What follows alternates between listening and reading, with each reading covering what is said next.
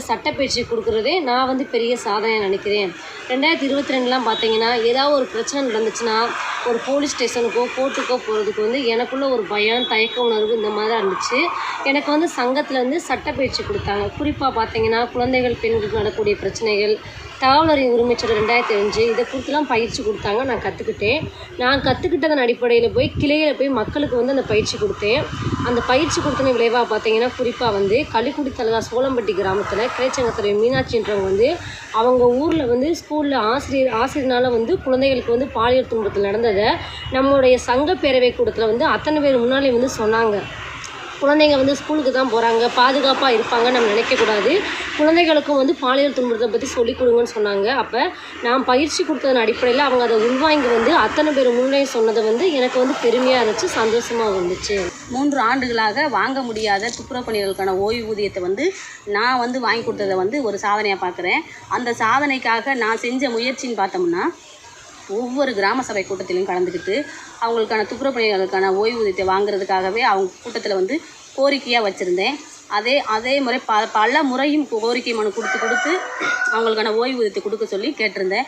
2022 November 1 உள்ளாட்சி தினத்தை முன்னிட்டு நடைபெற்ற சிறப்பு கிராம சபை கூட்டத்தில் வந்து நானே நேரடியாக கலந்துக்கிட்டு பஞ்சாயத்து தலைவரிடம் வாக்குவாதம் ஏற்படுத்தி அவங்களுக்கான கோரிக்கை மனுவை கண்டிப்பாக ஓய்வூதியம் வழங்க வேண்டியதை வந்து கட்டாயமான முறையில் நான் கோரிக்கையாக வச்சுட்டு வந்தேன். அதுக்கப்புறமா வந்து மாவட்ட ஆட்சியர் அலுவலகத்தை போய் 2 முறை வந்து துப்புரவு பணியை அழைத்து கொண்டு போய் மனு கொடுத்துருந்தேன்.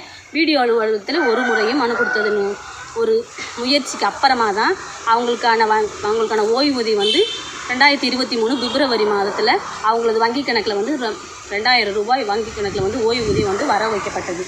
இதை செய்ய வந்து எனக்கு நான் தனியாக செஞ்சு கொடுக்க காரணம் வந்து சங்கத்தில் நான் பெற்றுக்கிட்ட பயிற்சியின் முயற்சியே இந்த துப்புரவு பணியாளர்களுக்கான ஓய்வூதியத்தை நான் தனியாக முயற்சி செய்து வாங்கி கொடுக்குறது முதல் காரணமே அதுதான்.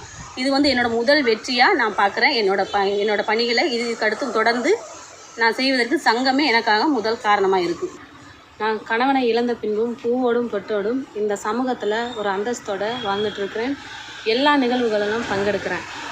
இந்த 2023க்கு முன்பு பார்த்திங்கன்னா என்னோடய நிலைமை பார்த்திங்கன்னா கணவனை இழந்த பிறகு வந்து என்னோடய வாழ்க்கை ஒரு கேள்விக்குறியாக இருந்துச்சு. அதாவது சகுனம் பார்ப்பாங்க நம்ம வெளியே போனால், இன்னொன்று வந்து கலர் புடவைகள் கட்டக்கூடாது, பூ வைக்கக்கூடாது, பொட்டு வைக்கக்கூடாதுன்னு நிறைய அடுக்குமுறை கொண்டு வந்தாங்க. ஆனால் வந்து நான் தொழிற்சங்கம் மூலிமா வந்து நான் உறுப்பினராக சேர்ந்தேன்.